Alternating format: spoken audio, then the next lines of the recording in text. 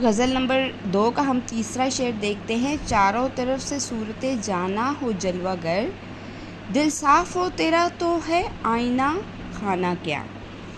شاعر کہتا ہے کہ اگر دل زنگ و کدورت سے پاک ہو اور ہر طرح سے صاف ہو تو پھر دل ایک شیش محل کی طرح ہو جاتا ہے کہ جس میں چاروں طرف محبوب حقیقی کی صورتیں جلوہ گر نظر آئیں گی۔ اب یہاں محبوب حقیقی سے مراد اللہ تعالیٰ ہے۔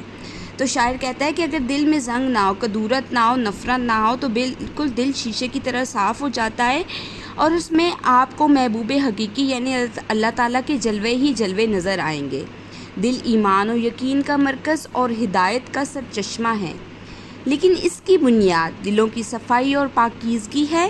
اللہ تعالیٰ جس کے دل کو پاک صاف کر دے، اس کا سینہ ہدایت کے لیے کھل جاتا ہے۔ طہارت قلوب کی نسبت اللہ تعالیٰ نے خاص طور پر اپنی طرف کی ہے کہ اللہ جن کے لیے چاہتا ہے ان کے دلوں کو پاک فرما دیتا ہے۔ طہارت قلوب کے بعد زینت ایمان کا معاملہ ہے۔ اللہ تعالیٰ جس بندے کے لیے چاہتا ہے اس کے لیے دل میں ایمان کو مزین و خوشنما کر دیتا ہے اور ایمان کی محبت اس کے دل میں ڈال دیتا ہے۔ یہاں پہ دیکھیں، دل صاف ہو تیرا تو آئینہ خانہ کیا، چاروں طرف سے صورت جانا ہو جلوہ گر، یعنی کہ صورت جانا سے مراد ہے خالق حقیقی۔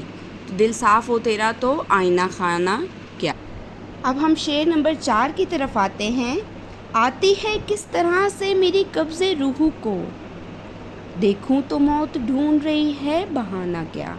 اب ہم شعر نمبر 4 کی تشریح کو دیکھتے ہیں۔ اللہ تعالیٰ نے قرآن حکیم میں مختلف مواقع پر موت کی حقیقت کی طرف اشارہ کیا ہے، جیسا کہ ایک جگہ ارشاد ہے کہ ہر نفس نے موت کا ذائقہ چکھنا ہے۔ اسی طرح ایک اور جگہ ارشاد ہے کہ کائنات میں جو کچھ بھی ہے وہ فنا ہونے والا ہے۔ اس شعر میں بھی شاعر موت کو حقیقت کے طور پر تسلیم کرتے ہوئے کہتا ہے کہ دیگر انسانوں کی طرح اسے بھی موت کو گلے لگانا ہے۔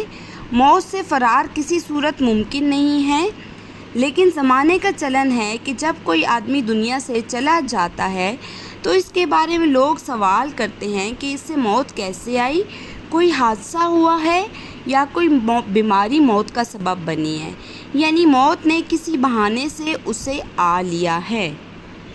حیدر علی آتش اس شعر میں کہتے ہیں کہ مجھے بھی موت اپنے مقرر وقت پر آئے گی، یعنی کہ وہ یہاں اپنی موت کا ذکر کرتے ہوئے کہتے ہیں کہ مجھے بھی موت اپنے مقرر وقت پر آئے گی، لیکن یہ معلوم نہیں کہ میری موت کا بہانہ یعنی سبب کیا ہوگا۔ وہ کہتے ہیں کہ مجھے نہیں پتہ کہ میری موت کا کیا سبب ہوگا، کیا میں کسی حادثے کا شکار ہوں گا یا مجھے کوئی بیماری آ لے گی۔ یوں تو اس کا علم اور اختیار اللہ کے پاس ہے، لیکن مجھے اتنا ہی دیکھنا ہے کہ موت کا فرشتہ میری موت کا بہانہ کیا ڈھونڈتا ہے۔ شعر نمبر 5 کو دیکھتے ہوئے ہم مزید آگے بڑھتے ہیں۔ تبلو علم ہی پاس ہے اپنے نہ ملک و مال، ہم سے خلاف ہو کر کرے گا زمانہ کیا۔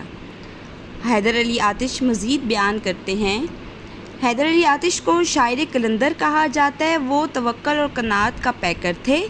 اس شعر میں وہ اپنی درویشی طبع کی طرف اشارہ کر رہے ہیں۔ وہ کہتے ہیں کہ زمانہ یا لوگ عام طور پر اس سے ہی نقصان پہنچاتے ہیں یا اس کی ہی مخالفت کرتے ہیں جس کے پاس دنیا کا مال و متاع ہو، یا پھر جس کے پاس دنیا میں بادشاہت اور شان و شوکت ہو، یعنی لوگ اسی سے حسد کرتے ہیں یا اسی کو نقصان پہنچاتے ہیں جس کے پاس دنیا کا مال و متاع ہو یا شان و شوکت اور بادشاہت ہو۔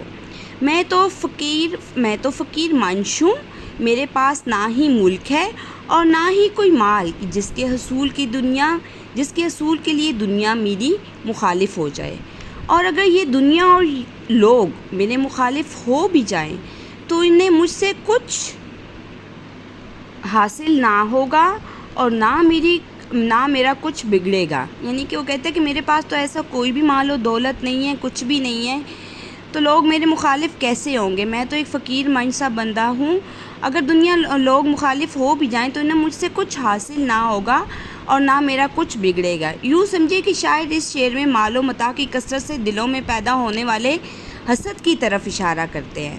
وہ کہتے ہیں کہ بعض اوقات مال و دولت کی کثرت سے دلوں میں حسد پیدا ہوتا ہے، جس سے رکاوٹیں اور عداوتیں جنم لیتی ہیں اور لوگ نفرت کا شکار ہو جاتے ہیں۔ شعر نمبر 6۔ یوں مدعی حسد سے نہ دے داد تو نہ دے، آتش غزل یہ تو نہ کہی آشکانہ کیا۔ حیدر علی آتش کا شمار لکھنؤ کے اہم اور بڑے شعراء میں ہوتا ہے۔ ان کے اشعار میں معنی آفرینی اور قابل داد ہے۔ انہیں اپنے طرز کلام اور زبان و بیان پر فخر ہے۔ یہ حیدر علی آتش جو بیسیکلی یہ لکھنؤ کے شعراء میں سے تھے، اس شعر میں بھی وہ اسی فخر کا اظہار کرتے ہوئے کہہ رہے ہیں کہ میں نے ایسی خوبصورت عاشقانہ غزل کہی ہے جس میں حسن تغزل ہے، سوز و گداز ہے، بے ساختگی ہے، سادگی ہے اور عشق و محبت کے جذبات کی ترجمانی ہے۔ یعنی کہ اس میں سوز و گداز بھی ہے۔ سوز و گداز کہتے ہیں رنج و الم کو، بے ساختگی ہے، سادگی ہے اور عشق و محبت کے جذبات کی ترجمانی ہے۔ اب اگر کوئی مخالف اس کی داد نہ دے یعنی تعریف نہ کرے تو حسد کے سوا اور کیا کہا جا سکتا ہے۔ وہ کہتا ہے کہ اگر کوئی میری غزل سے حسد کرے اور تعریف نہ کرے تو اسے حسد کے سوا اور کچھ بھی نہیں کہا جا سکتا۔ حیدر علی آتش کے زمانے کے دوسرے بڑے شاعر امام ناسخ ہیں۔ حیدر علی آتش کے زمانے کے دوسرے بڑے شاعر امام ناسخ ہیں۔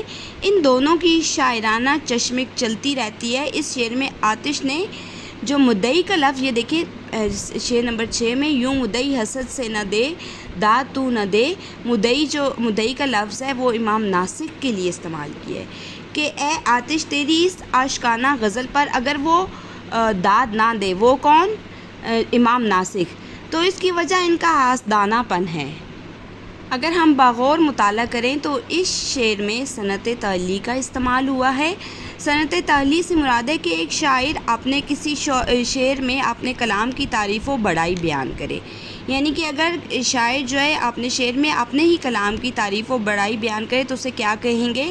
صنعت تعلیٰ کہیں گے۔ اپنے کلام کی تعریف خود کرنا، کلام خوبیوں کا مرکہ، کلام میں دل آویزی وغیرہ، یعنی کہ اپنے کلام کی تعریف خود کرنا صنعت تعلیٰ کہلاتا ہے۔ شاعر اس شعر میں رقیب کی طرف اشارہ کرتے ہوئے کہتے ہیں کہ اگر تو میرے کلام کی تعریف نہیں کرتا تو نہ کر، ورنہ میرا کلام تو کسی طور کم پائے کا حامل نہیں، یعنی کہ میرا کلام کسی طور بھی کم نہیں ہے، یعنی کہ اعلیٰ کلام ہے میرا۔